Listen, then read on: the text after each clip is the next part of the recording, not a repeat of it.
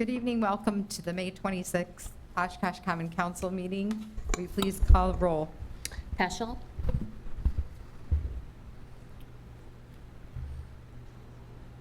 Bob? Here. Ford. Here. Allison Osby. Krause. Here. Mugrower. Here. Erickson. Here. Palmieri. Here. Present 6. Councilmember Peschel will lead us in the invocation, followed by the Pledge of Allegiance.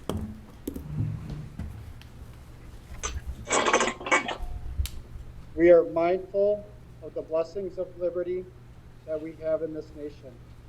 May our decisions tonight improve the quality of life in our city and for our residents. I pledge allegiance to the flag of the United States of America and to the republic for which it stands, one nation, under God, indivisible, with liberty and justice for all.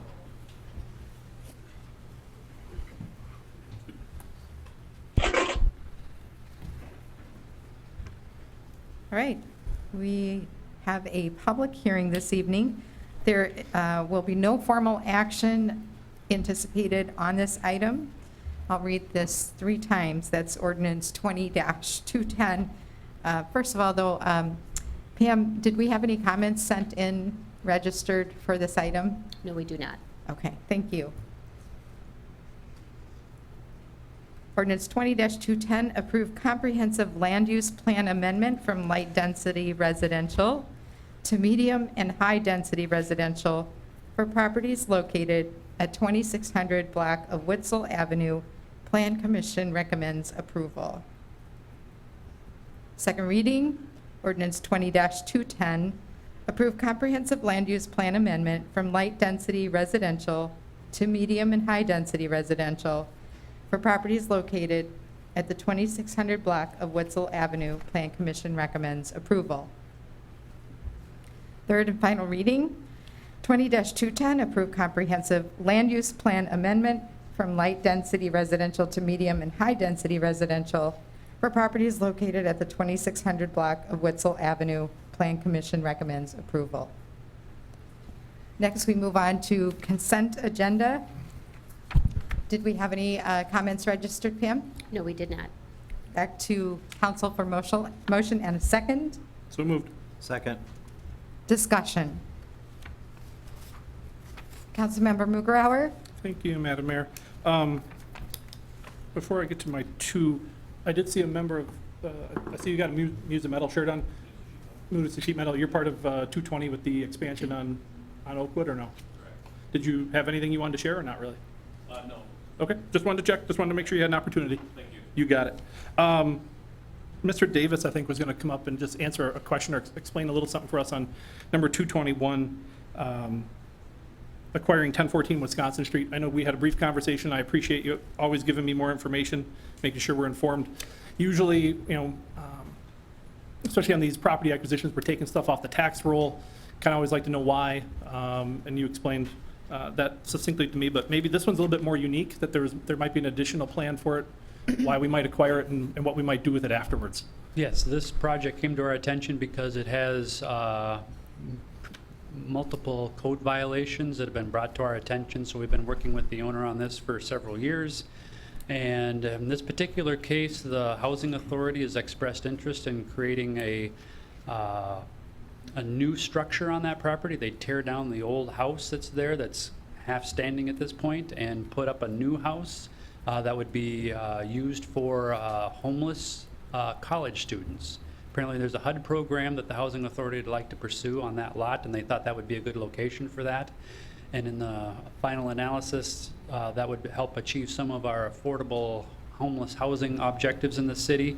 It also removes the blighted property from that neighborhood, and it would probably save the city money in the long term to go through this process rather than waiting for it to go all the way through the court system and go through a raise order and wait to collect the money in 3 to 5 years. Perfect. Appreciate the further explanation, as always. Thank you. You're welcome. And then I'd like to pull 20-222, the appointments to boards and commissions. All right. Anyone else?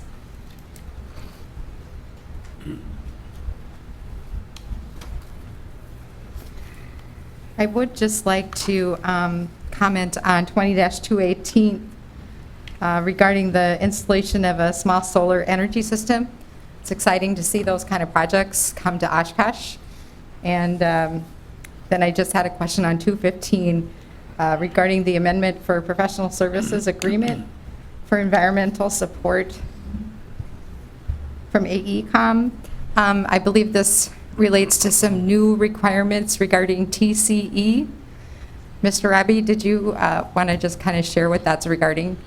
It's not that the requirements are new, it's that when we went through the phase one analysis during the environmental review process, they were able to identify that the project was within the limits of the advisory zone that the DNR has identified on the south side of the city. So it's not that the requirements are new, it's just when the original agreement was executed, we were not aware that any of our projects were within that type of a zone. All right. Thank you. All right, any further discussion? So we will vote on consent agenda minus 20-222. Can we please call the roll? Peschel. Peschel. Councilmember Peschel? Aye. Ford. Aye. Krause. Aye. Mugrower. Aye. Erickson. Aye. Palmieri. Aye. Carried 6. All right. Back to resolution 20-222. Councilmember Mugrower. I'm sorry, we need a motion. So moved. Second. Second. All right, discussion on 20-222. Thank you, Madam Mayor. So first, appointments and boards and commissions. First, I want to say thank you to all those that have applied and accepted their appointments to serve on our various boards and commissions. We would not be able to effectively govern without your assistance. The same appreciation is also extended to those whose terms have ended.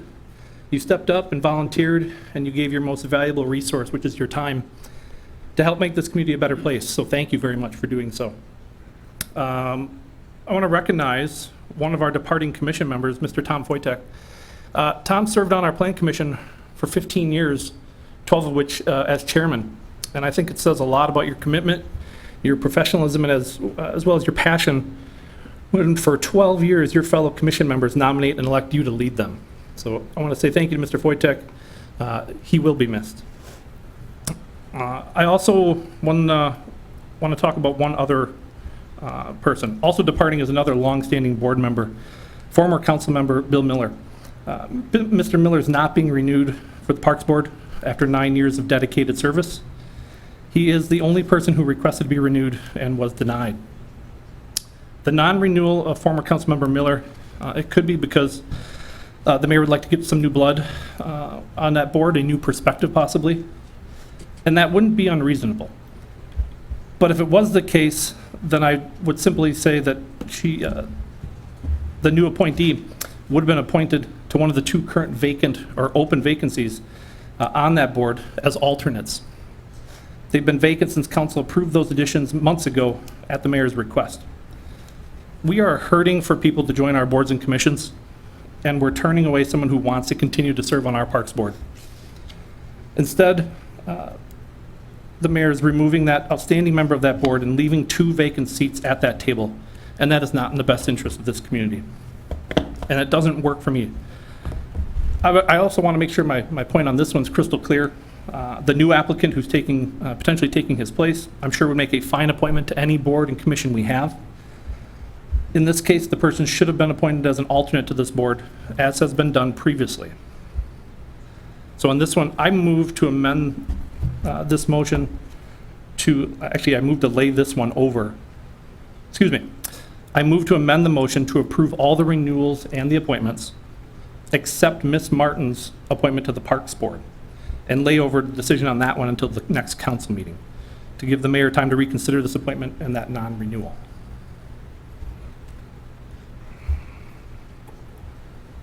I'll second that. Well, thank you for your input, Councilmember Mugrower. As I indicated to you in an email previously, I did have a personal conversation with Mr. Miller. And dedicated service is something you mentioned. While I'm sure Mr. Miller enjoyed serving on this advisory park board, I'm not sure I could use dedicated service to describe over 40% of the meetings that he missed in the last 3 years. And since that spot was filled and those absences did take place, that's why I'm not recommending Mr. Miller be reappointed. He also did not attend his council liaison appointment for a year. So, with that, would you like to have further discussion, council? I guess, question for legal. It is the mayor's authority, correct, to do these appointments, and we approve them? That's the process? Correct. Okay, and that's been a long-standing thing It's actually in code, yes. in the code? Okay, thank you.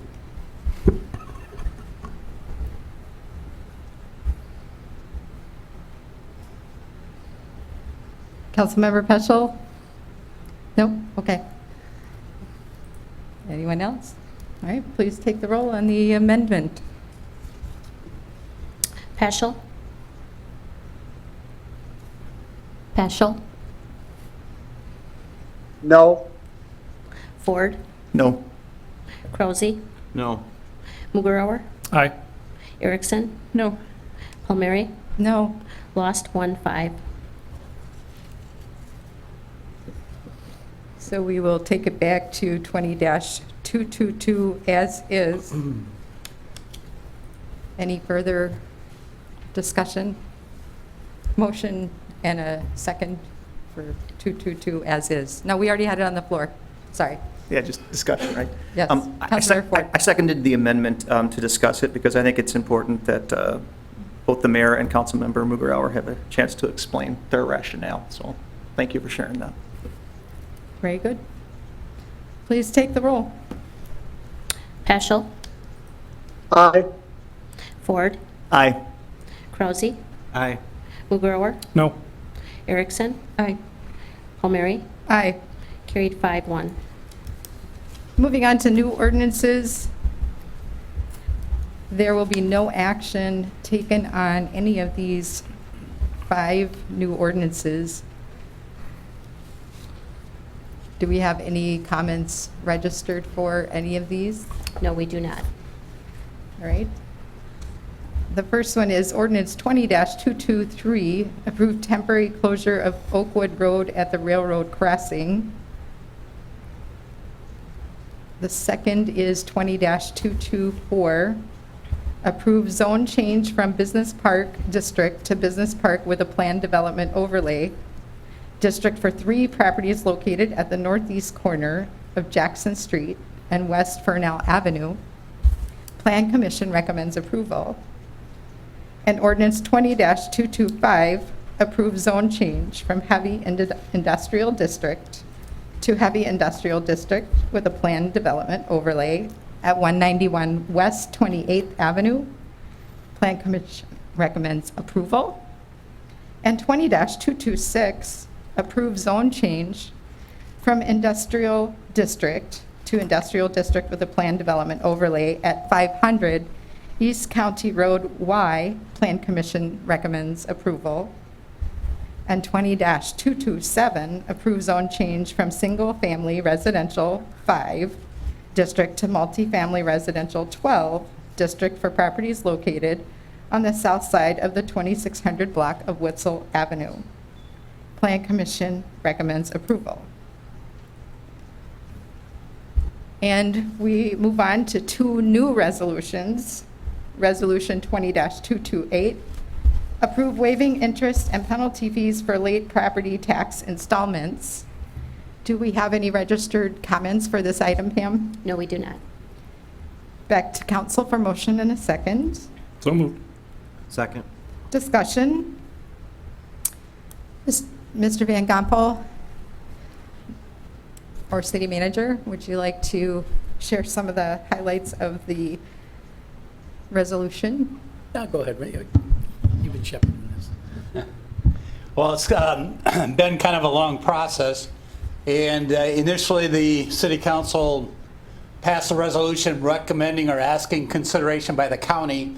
Under Wisconsin Act 185, the county has to approve a resolution prior to a municipality considering a similar resolution in order to waive penalty and interest on late tax payments. Last week, the county board did approve such a resolution, and tonight on your agenda for consideration is a resolution that would actually put into play the ability to waive penalty and interest for people who cannot make their installments after April 1st of 2000. So there's 2 installments. There's one at the end of May, and then there's one at the end of July. And it also changes the timing on the final settlement under the provisions of the act. So I don't know if you have any other questions on that.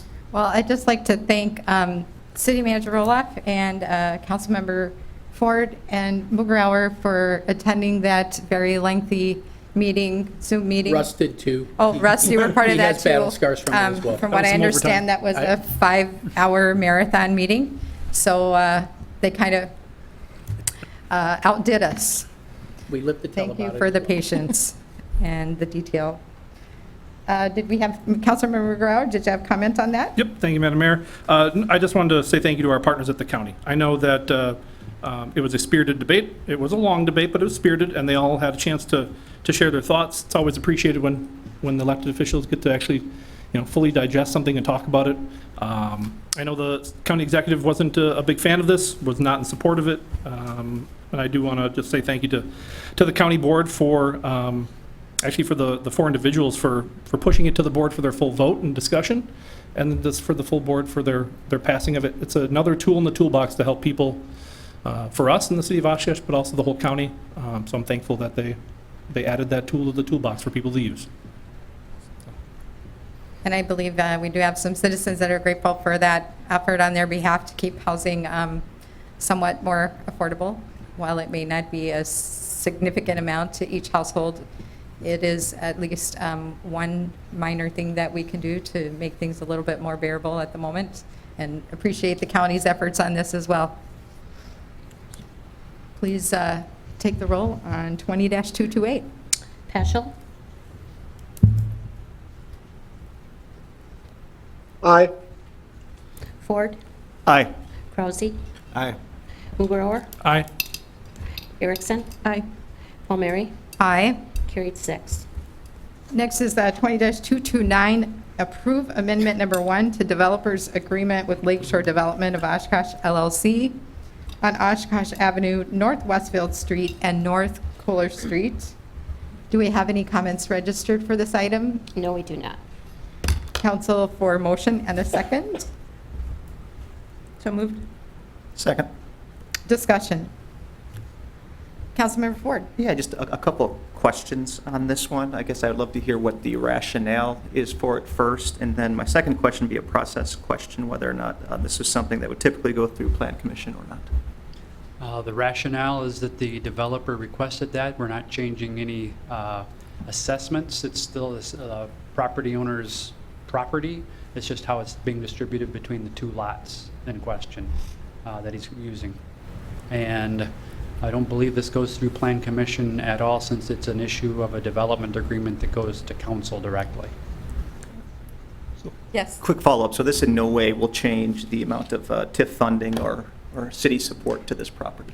Correct. There is no TIF funding. There is no city support for the private development. Okay, thank you. So this is just the division of the 2 parcels, but it's the same assessed value. Yes. It's the same assessment. Assessment. Special I'm assessment sorry, value. special Just- assessment. Yeah, dividing the lines and redistributing that. All right. No further discussion. Please call the roll. Paschal, Aye. Ford, Aye. Krause, Aye. Mugrower, Aye. Erickson, Aye. Palmieri, Aye. carried 6. Next, we have a reconsidered resolution 20-207. And it's to direct the city clerk to mail the absentee ballot request forms to all registered voters in the city of Oshkosh for August 11th, 2020 partisan primary and November 3rd, 2020 presidential election. I will call for a motion from one of the prevailing members. So moved. Second. Discussion on the motion for reconsideration. Councilmember Erickson. So the reason I brought this up was requesting to remove the second condition of the resolution that we approved on May 12th, to make the mailing of the absentee ballot applications contingent on there still being a state health emergency. So when the governor declared the state health emergency in March, by law, that these emergency declarations expire after 60 days. So that means that this state emergency actually expired on May 11th, which was the day before we voted on this resolution. So with all the confusion, with all the different orders and emergency declarations, we do still have our local emergencies still in place. So I'm just moving that we reconsider this just to clean things up. Second. Councilmember Ford. Yeah, I had originally offered this motion, so happy to comment on it. The goal of the amendment was to ensure that we are accountable to the stated purpose of the resolution, which specifically calls out the COVID emergency. As was pointed out at that meeting, I believe by Councilmember Mugarauer, the amount of money we're spending on this would fund at least one FTE. So even though I think we can justify the investment one time, the intent here is not to create a new expenditure without a funding source. City Manager Roloff pointed out at the previous meeting that we did have immediate funding available due to some wise financial decisions of the previous council. So we do have the ability to fund this now, but the intent here is not to create a permanent thing. Though I really prefer tying this to something like an emergency, so I am curious if there's any appetite to switching this to the city emergency, or if that will be another one of my adventures in legislating on the fly and having to clean up. So I'd love to hear people's input on that. Otherwise, I do trust my colleagues in their commitment to revisiting this if the situation should warrant. So I would just ask all of you, if the only workable solution is to just pull off this contingency, that we could all commit to revisiting it if the emergency does pass, so we're not spending money on something we don't need to do. Do we have any public comment? I'm sorry, Councilmember Krause. I'm all for removing the language. I mean, in a month from now, this COVID thing might be near zero, but in 2 months from now, it might be different. 2 months after that, it may be different again. 2 weeks before the election, we may have a situation where there's a flare-up for unforeseen reasons and going to throw the whole election into chaos. And we want to make sure everybody has access to vote in as easy a way as possible ahead of time, because none of us can tell the future. So I'll be supporting the removal of the language.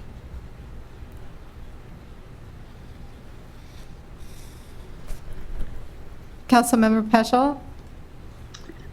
Sure. I'm having a hard time hearing what Councilmember Ford and Councilmember Krause stated. So I'm just going to kind of speak off of what my comments are related to this. So I think what Councilperson Erickson is trying to get to is that that there's no effective order in place anymore at this point. And does it make sense? Should we reconsider this resolution, in the capacity that it's in? So I still feel that the science indicates that we're not done with what's going on in the world right now. So, and just because we have an order or had an order doesn't mean that we still shouldn't plan properly for that. So, in regards to, I think Councilmember Ford was talking about how dollars are spent in regards to Mr. Mugarauer's comments.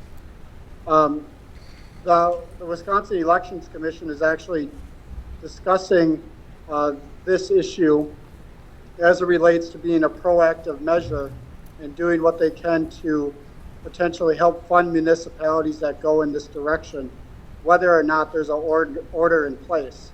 So, so my feeling is, I felt this way from the beginning, is that the mail-in absentee application is the most proactive step to securing one's right to vote in August and in November. And so I would be supporting the reconsidering with the removal of the language related to the order. Councilmember Ford. I guess I'll pose to the crew, again, would there be any appetite to tying this to a city order and to the city declaration of emergency? The first Yeah, point of question order. is whether it should be reconsidered. That's actually appropriate after you've made the decision whether or not you're reconsidering it. I follow the rules, huh? Thank you. So do we have any public comment on the council discussion limited to the reconsideration that was sent in on this? No, we do not. Okay. So we have the motion and the second, and from what I understand, the reconsideration motion is to remove the language based on what What's in Councilmember. front of you right now is just whether you're going to reconsider the resolution. Okay, all right, so let's call, oh, I'm sorry, Councilmember McGrawer, did you want to comment? Nope, I was just- Okay, so let's call the roll on the reconsideration. Peschel, Aye. Ford, Aye. Krause, Aye. Mugrower, Aye. Erickson, Aye. Palmieri, Aye. carried 6. The matter is now before the council. We do not have to remove this, so do we have any public comment on this portion? No, we do not. All right. Council discussion. Now we can go into the details, sorry. Councilmember Ford. Well, yeah, now I can pose my question. I am curious if there would be appetite to an amendment that ties this to the city declaration of emergency. And I'm appreciative of the comments from council members Krause and Peschel that we can't predict the future and we do need to be proactive. But we could, and I guess that argument, we could say that argument for many things. And the fact that the resolution we passed specifically in the whereas, the first thing, ties us to the COVID-19 emergency. I would just feel most comfortable having this tied to some type of formal declaration so it doesn't sprawl. That said, my second preference would be that we could all just commit to being open to revisiting this should the situation change. So my question related to that would be for the city clerk, how far in advance though, because there's a timing, I think, issue with that. That could potentially, that moment in time that you're referencing could occur after the time in which the clerk needs to send these out. And clerk, could you please give the specifics of the time frame for August and November? I didn't bring that with me, I apologize. I would prefer that you set it so that we can move forward with our plan. It's early or late June that we send out the ballots for August. I want to say it was the 25th, So you need to send out the application request, though. real soon. One moment, Councilmember Krause. Sure, thank you, Mayor. The number that's getting floated around the 90,000, that's assuming 90% of all registered voters in Oshkosh vote by mail, right? No, that number was based on 25% for the August election and 90% for the November election. 90% of the city voting strictly by mail. Of registered voters. Of registered voters. Yes, for only November, though. And the typical presidential year, we get around 87 to 90% turnout. In the 70s, 80s. So yeah. that 90,000 assumption is basing everybody vote by mail. No, I figured it at 90%. 90% is Yeah. the turnout. Yeah. So it's assuming everybody's voting by mail. No, it depends on the registered. But if you're saying 90% of the city are voting, and that figure was based off of 90% of the people voting by mail. Councilmember Krause, I think, Is it? yeah, Okay. I think he's tracking. Okay. Yeah. okay. And the second point I had was, Can you just speak into your Sorry. microphone a little more? the second point I had was, there's going to be a percentage voting by mail, no matter what, if we do this or not. So it's going to cost X amount of dollars, no matter what. So the number really isn't 90,000 added to the cost. It's whatever people would vote by mail compared to your 90% Correct. assumption. There's So- always going to be a certain number of people that are going to vote by absentee ballot. So the difference could be 45,000 or 20,000 or 50,000. We don't really know. We don't, but we anticipate a high turnout for the November. But I'm saying by voting by mail. Correct. Even though we're mailing out the ballot applications, we can't say we're going to get 90% back who want to Correct. vote. So Correct. the 90,000 Okay. is an assumption. Deputy Mayor Krause, I'm sorry.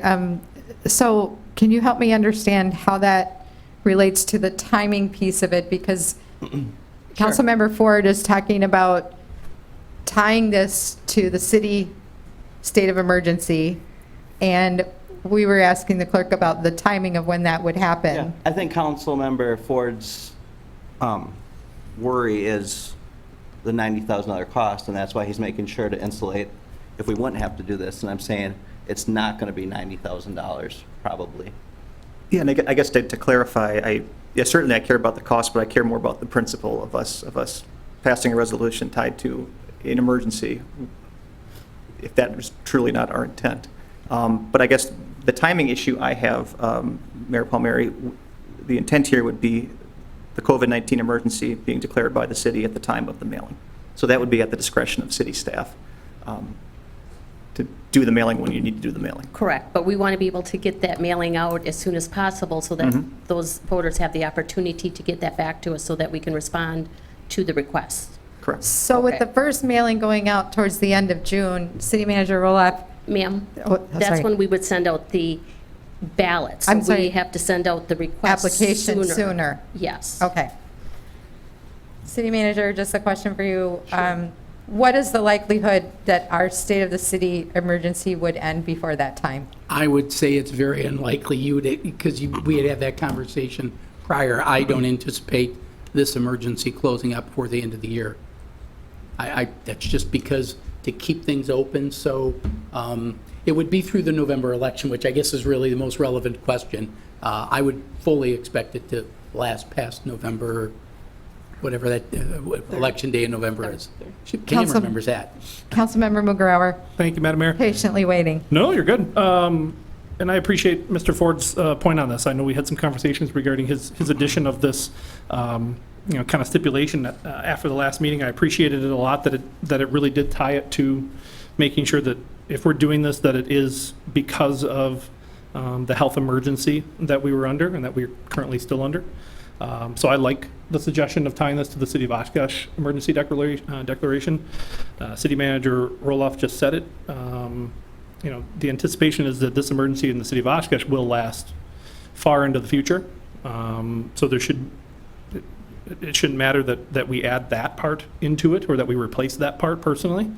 And that even if the state health order was still in existence in whatever fashion, I think we all would have anticipated the state health order ending much sooner than the cities anyways, when we were having this discussion a few weeks ago. So I would definitely be in favor of altering that as you suggested. So, Councilmember Ford, would you like to offer a motion to amend the condition? Correct. I believe we voted, or this is the vote to remove the condition, correct? Well, This is where you do what you want to do. City Attorney, You could do it one of two ways. You could remove the condition and replace it with a new condition, or you could move to amend the condition to be contingent upon a City of Oshkosh health emergency rather than state of Wisconsin. Second one is what I would like to move, that we change the motion, not retract and replace, change it so it's the City of Oshkosh health emergency. do we have a second? Second? Any further discussion? Councilmember Erickson? Just a quick question for City Clerk. So if the State Election Commission, I believe their meeting's tomorrow, if they vote to I believe it's to send all registered voters in the state an application. What happens then for us? Would this wouldn't happen? Because The state would will be. take it over for us. Okay. We'll still meet that commitment or that. So, Yes.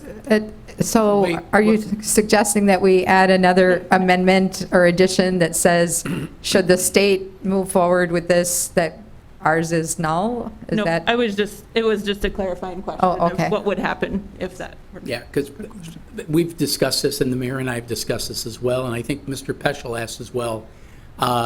If the state were to do something like that, I think the intent of council is they want people to be mailed an application.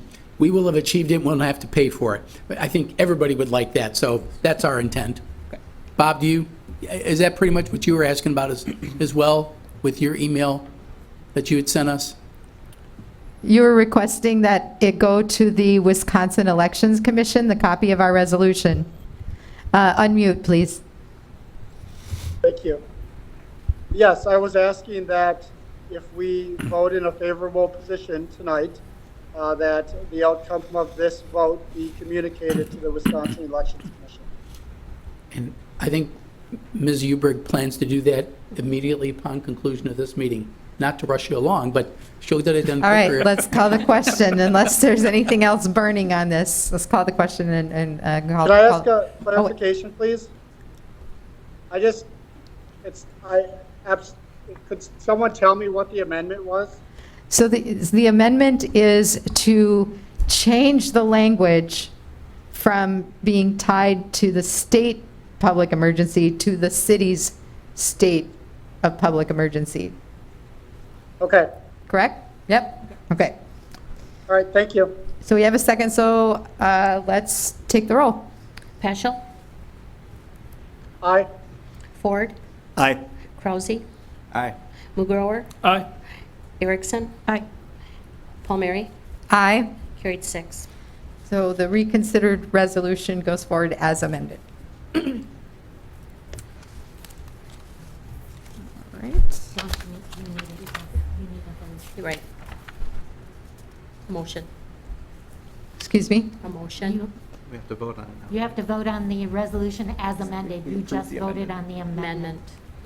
They don't need another motion, they just need to vote. finalize the Final The motion. final vote, Yeah. That was an amendment.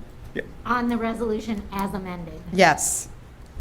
All right, so what, my apologies. We voted on the amended language. Now the final vote on the reconsidered resolution as amended. Motion and a second. Nope, You're good. All right, You're good. please take the roll. Peschel, Aye. Ford, Aye. Krause, Aye. Mugrower, Nope. Erickson, Aye. Palmieri, Aye. carried 5-1.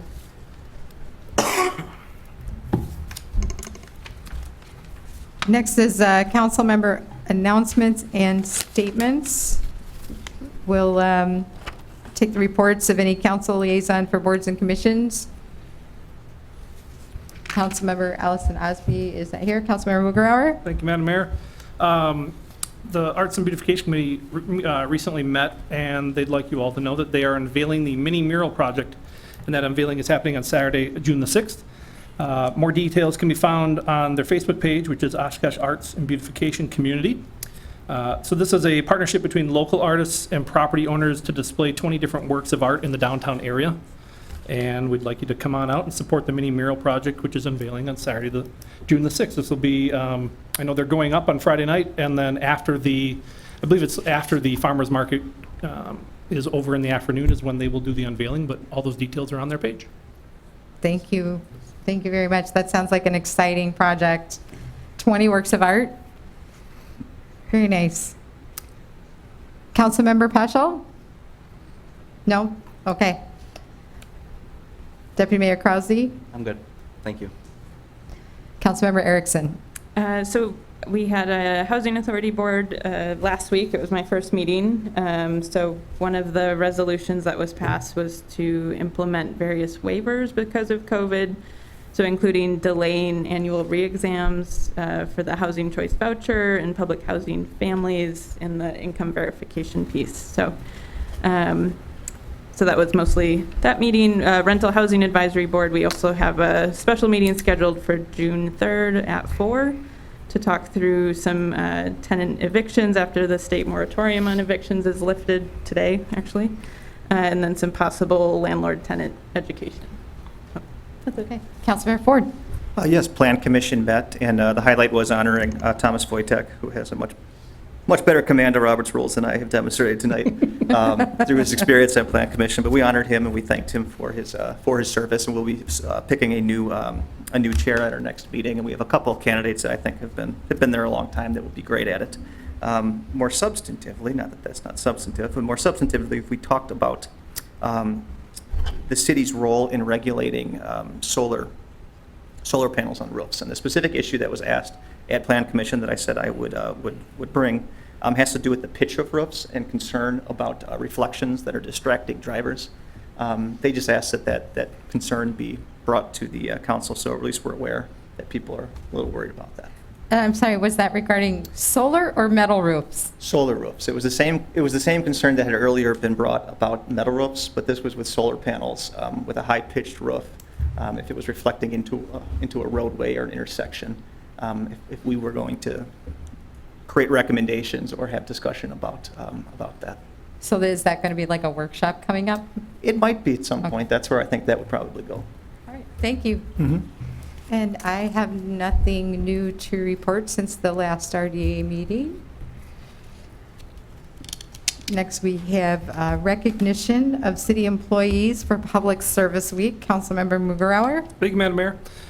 Recently, it was Public Service Week, and I know at our last regularly scheduled meeting, we were actually shown a video. Several of the city employees got together and put together why they serve us, and it was a great video to watch. And I wanted to take an opportunity to recognize those that work for our city. From our parks and our senior center, economic development, finance, city administration, public works, public safety, transit, the library and the museum. Thank you for what you do each and every day and continuing to make Oshkosh a great place to live, to work, and to play. Your efforts are noticed and very much appreciated. Whether it's during our current health pandemic, a recent technological emergency that we experienced, through snowstorms and floods, summers full of special events, and everything in between, you all step up to make sure the people of Oshkosh are well served and protected. Thank you for a job well done. I'll leave you with one of my favorite quotes, and I personally think it embodies what public service is all about. This is from Margaret Mead. Never doubt that a small group of thoughtful, committed citizens can change the world, for indeed, it's the only thing that ever has. So thank you for your efforts. We very much appreciate it. Well said. Well said. City Manager, announcements and statements. Thank you, Madam Mayor. We have 3 memos in your agenda packet regarding cooperative purchases under our purchasing code. We purchase these through a state bid, so we avoid the cost of doing that ourselves. Happy to answer any questions if you have any related to those. Mr. Van Gompel's provided you the first quarter general fund revenue and expense report. I believe some council members have provided some questions over to Mr. Van Gompel, but if you'd like to ask him, certainly happy to answer any questions you might have related to that. It was a little, the end of the quarter was just after the emergence of the COVID-19 emergency. It's not really fully reflective here. Some of the costs are, as well as the costs related to the computer virus emergency that we had. And Mr. Van Gompel can answer any questions if you have anything related to that. Councilmember Ford. Yeah, but I do have one question, and this is the budgeting professor in me. When I see a line that says unclassified, and has a large amount of money on it, I want to ask the question, what exactly does that entail? So what I'm referring to here specifically is under contractual services, there was a budget transfer of $213,000 into that line and a significant increase in the revised budget, and I'd like to know what that was for. Yeah, basically, we set up accounts to track, number one, the computer virus that happened and the COVID. And so though we did some increases to set up those line items that we used to count, that was the majority of it. There was also a small transfer out of contingency into one of the line items for postage. So that's why it was kind of that odd number amount, but it's just a combination of different budget amendments. What we do is in our accounting system is set that up so we can track those, and we'll look at once the results are in, whether or not we need to fund all of that. For example, the computer virus, we set up a budget of $100,000. We spent roughly $66,000, and most of that's going to be covered by insurance, so we'll have an offsetting revenue for that. But it's the accounting process in our system to set up actually the line items for the project accounting that we do. Awesome, thank you. I just was curious about the unclassified, 139,000. The revised budget is 352,729 for unclassified under contractual services. Yes. That's what- 914. that's what you just. That's Is what I that the one just you were? answered. I'm so sorry. I didn't catch that piece I of think it's a it. great question, so I'm glad you asked it. Yeah. No, I was listening and I'm like, wait a minute. It what Just about shows it this was a one? great question. That's why I was kind of Okay. baffled All right. a little bit. But A little comedic relief in the heat here. That's all I. Okay. Yep. All right. Unless there are any other questions, and you can certainly, if you see something later on, please don't hesitate to ask. On We- outstanding issues, though, Yeah, got that, yeah, outstanding, go ahead. That no, I next. was just going to say, I believe maybe Councilmember Erickson, there was an item on there that you might want to address regarding the continued discussion on our rental assistance discussions. It's under our outstanding issues. Yeah. So we are having a rental housing advisory board meeting next week to discuss some of this. There is also a group that is formed for this in Oshkosh working to prevent evictions after the moratorium is lifted. So they created some fact sheets both for tenants and landlords. So with different assistance that's available for both, and tips on how to communicate if a change in income happens because of COVID, what to do with the landlord. So there's resources out there. The group is working to come up with some next steps. And there's also an article in the Oshkosh Herald this week regarding the issue. And you might have seen a couple of ads in the Herald last week with a copy of the tip sheet for tenants.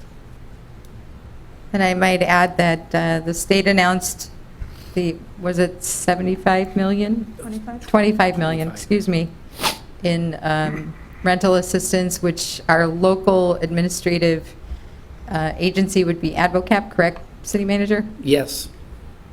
And I think suggestion, the mayor and I met this morning, and one of the suggestions she made was to, help advertise that on behalf of Advocap.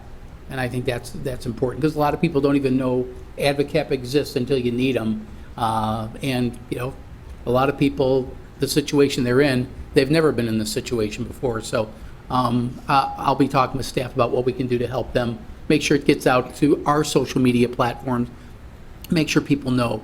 I think Advocap's the right group to do it. I think they have the organizational infrastructure to be able to pull that off.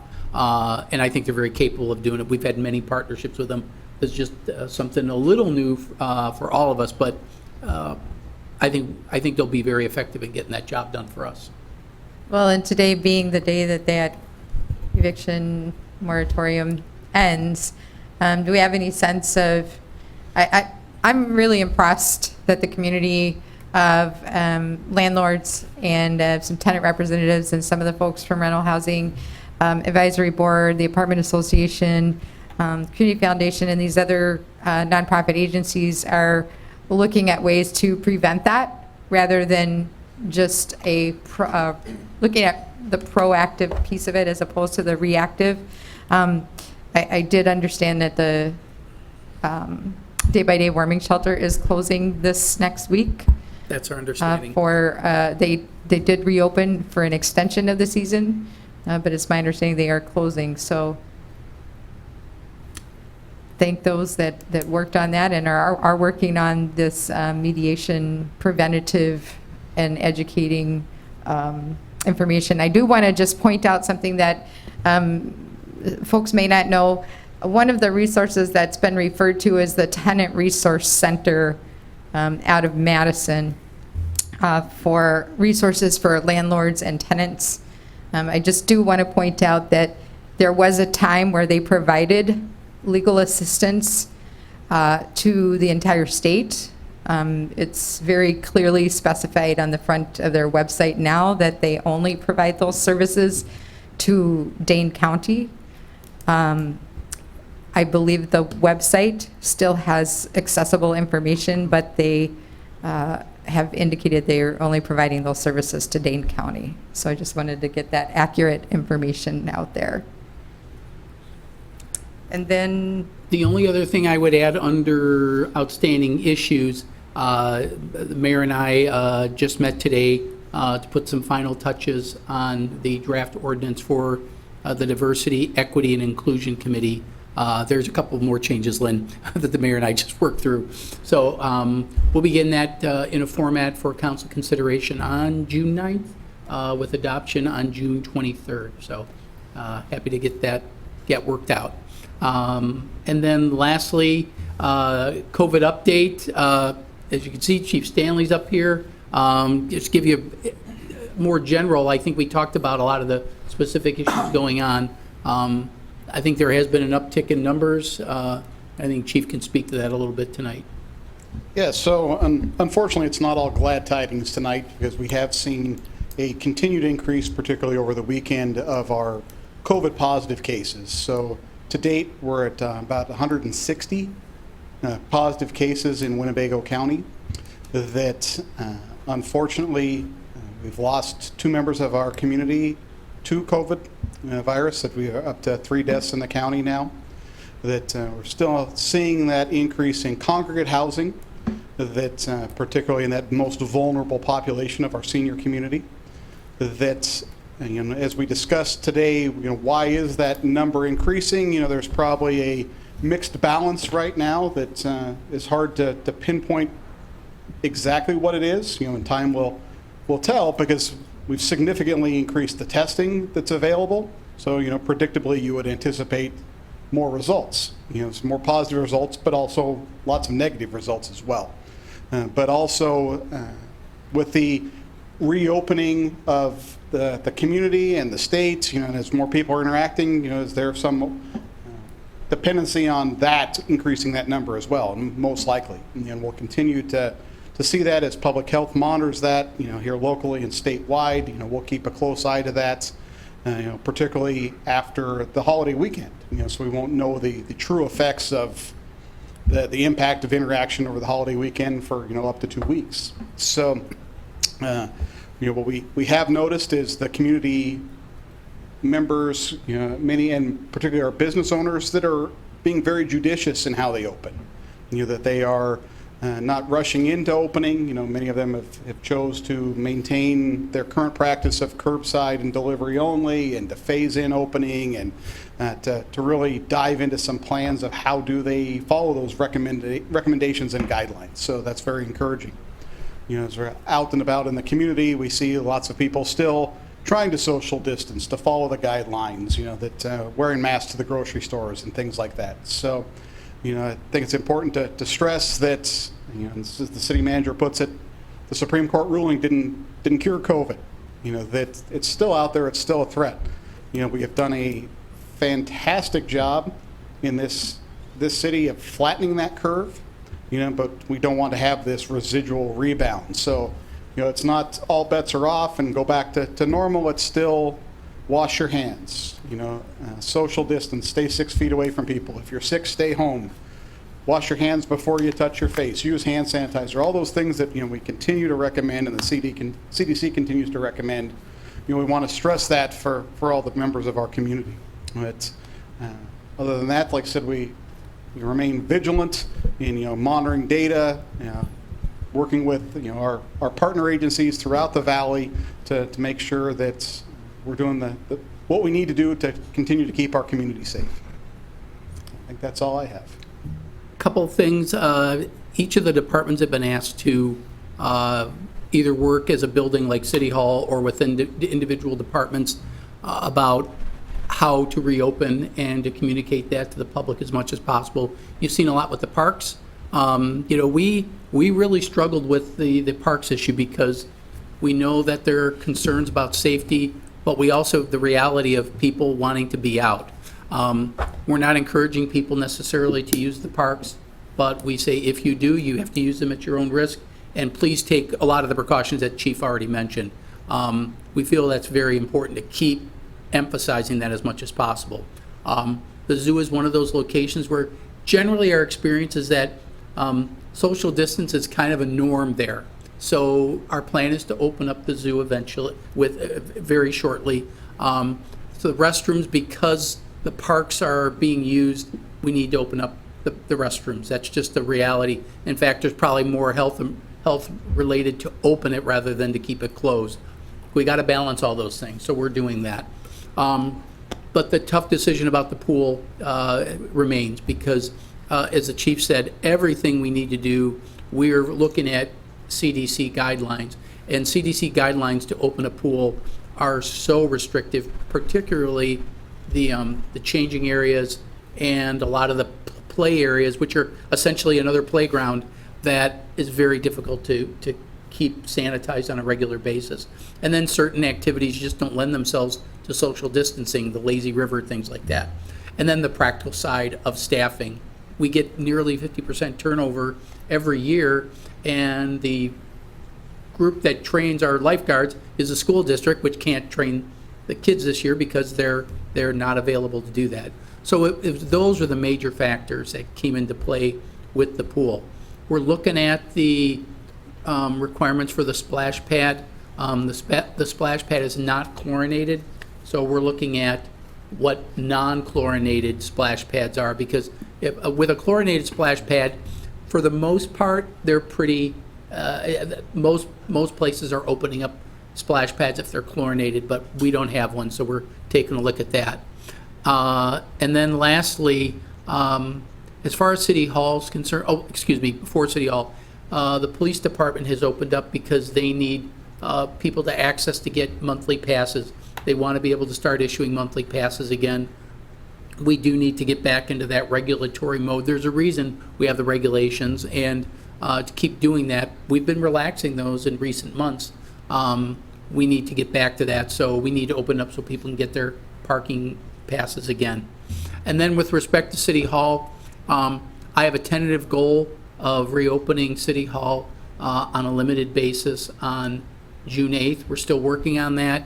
I want to make sure that the public feels comfortable when they enter this building, that they're going to feel safe and be safe. Similarly, our employees have the same expectation, and they deserve that as well. We're not there yet, and that's why we're not open. But even when we do, we still need to take measures, and some of that may include what we do with restrooms. Which ones are going to be accessible for the public versus which ones accessible for employees, and go after the restrooms that are open for the public.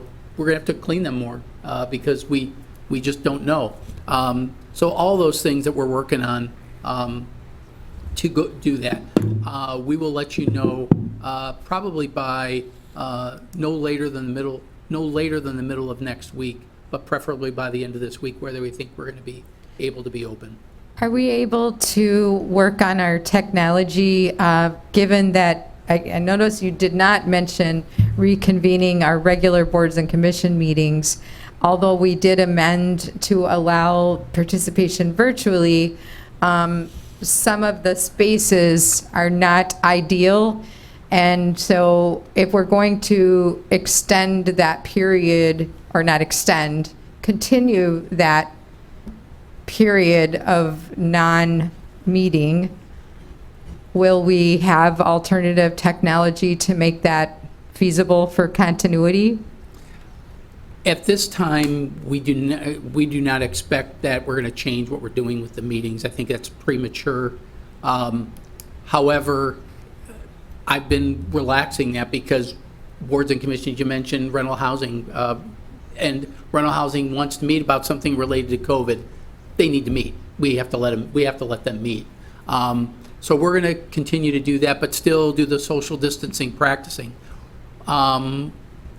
We don't have any specific plans to change what we're doing now in terms of doing more technology other than what we already have. We're going to let members of the boards and commissions continue to participate, such as Mr. Peschel's doing this evening. We do not have any plans to change it for the public. We're going to have it open. We've been successful so far having it open. There were a handful of people here, probably the most we've seen since the emergency started. I don't know if we're ready to do things like major public hearings, for example, for special assessments, because we can have a pretty good crowd for those things. And they, as many of you know, those can get a little contentious. I don't think we're in a position to do that, and I don't even know if, for those of you who did watch the county board meeting last week, that does not lend itself to public participation. In fact, if anything, that convinced me that the quicker we get back to normal here, the better off we'll all be. But trying to do 34 people, as well as probably 15 to 20 other staff, I think it was close to 60 people. You're in the ballpark. On a Zoom call. My hat's off to County Board Chair Ramos, because he did an outstanding job. I am very concerned about how effective that would be with some of the meetings that we do have. I mean, it's people are polite, but it still has to work. So I'm not sure if I answered your question, Madam Mayor, but that's sort of my take, is not changing anything in that regard until I think we're the state calls it step 2 of Badger bounce back. I think we have to be at least step 2 before we move on. And that's all I have. I did want to have a follow-up question for Chief Stanley. I noticed that DHS, Department of Health Services, is now reporting by census tract the number of COVID positive cases. And I guess I just wondered if we are now at a point where all census tracts have that reporting, or what percentage of our census tracts in the city are reporting. You know, I don't know that I could give you an educated answer relative to the census tract, because I don't look at that. I get a different report. It's still very prominent in Oshkosh. You know, that of those 160 cases, you know, that probably 50% of those very consistently have been in the city of Oshkosh. You know, so, and our numbers in the city of Oshkosh still continue to increase. You know, I can share this story because WBA reported on it before I even heard about it, which is not uncommon too. That, yeah, and Miravita has shared it on their website, that, you know, their numbers are increasing at Bethel Home quite rapidly. You know, that's where one of the surges that we've seen over the past several days is, you know, so that they're reporting, I believe the last report was like on their website, when I was just looking at it, was 11 occupants and 5 staff. So it's, the health department has advised us that they classify an outbreak as 2 or more in either in a congregate housing or in a place of business, you know, commercial occupancy. You know, so they are investigating those outbreaks, you know, right now in the city of Oshkosh. You know, that WBA also reporting that there are positive cases at Parkview. You know, so we are seeing it make that transition into our senior living facilities here in the city of Oshkosh, which is very concerning. We've seen some very limited and controlled outbreak in some of our commercial occupancy, you know, some of our businesses, you know, our larger businesses here in the community, but not sustained spread, which is something we're very thankful for. You know, there is still evidence of community spread in Oshkosh, you know, and in Winnebago County as a whole. So I mean, it is not controlled. You know, the most recent reports nationwide that 24 out of the 50 states are still in a swing upwards, that they're still rapidly spreading, or not declining, still have uncontrolled spread, excuse me, is the term I'm looking for. Number one state for uncontrolled spread right now is Texas, hot on their heels, Wisconsin, that we're in the next 2 or 3. So we still have very much sustained spread here, still is uncontrolled. I'm still very cautious and concerned, that we have trended in Winnebago County, in Oshkosh, and in Wisconsin, weeks to months behind other states, and other communities within our state. So I don't think we've seen the end of spread yet. I said, we're just now starting to see that larger spread, or that greater spread within congregate housing. The National Guard, in the next couple of weeks, we'll be doing some testing in some of our correctional facilities. That's a lot of people. What will that number look like? Hopefully not bad, because we're not seeing a lot of symptomatic folks that have been tested there.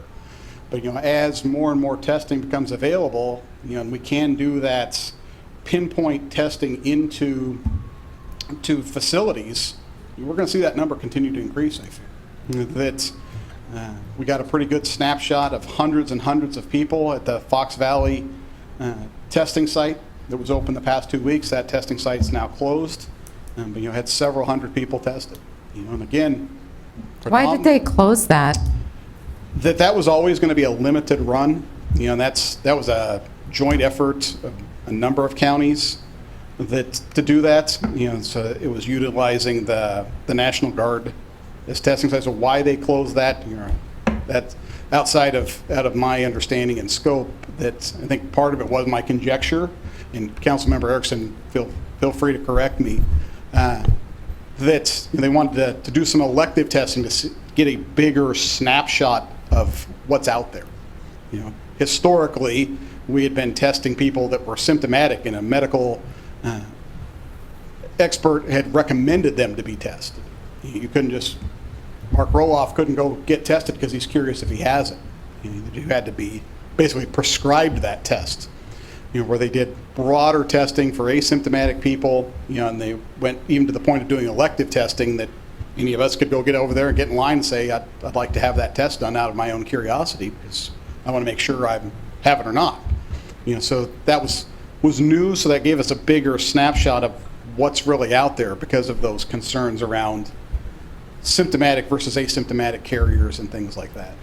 But ultimately, when you look at the bigger picture of testing, the governor has released some of the CARES money, or signed the legislation or the act, excuse me, to release some of that CARES money, and how that's going to be distributed yet, I don't know if that's been decided. But testing is very intensive. It's costly for the test itself. There's supply issues for the test kit itself. Somebody has to administer those tests. Then they have to be tested at the lab. And one of the things, too, that they found with opening up that testing to a larger group is it starts to burden the testing, the labs. So now instead of getting a 1 or 2 day turnaround, you're getting a 5-day turnaround. So it's all a delicate balance of what can we really offer, in the county, the state, the United States, because every action may have an unintended consequence. So we can run out and do 1 million tests, but somebody's got to test that in the lab. And a lot of the things that you read about as far as some of the more rapid testing, have an incredibly high false positive rate. So they've discontinued some of that testing as well, because the quick, you can go get a quick strep test, the quick COVID test, not so good. It was about a 40% false positive or error rate. So still lots of things emerging and to come yet. All right, well, thank you for that update. Absolutely. That's all I have, Madam Mayor. All right, I'll entertain a motion to adjourn. So moved. Second. All in favor? Aye. Aye. Aye. We're adjourned.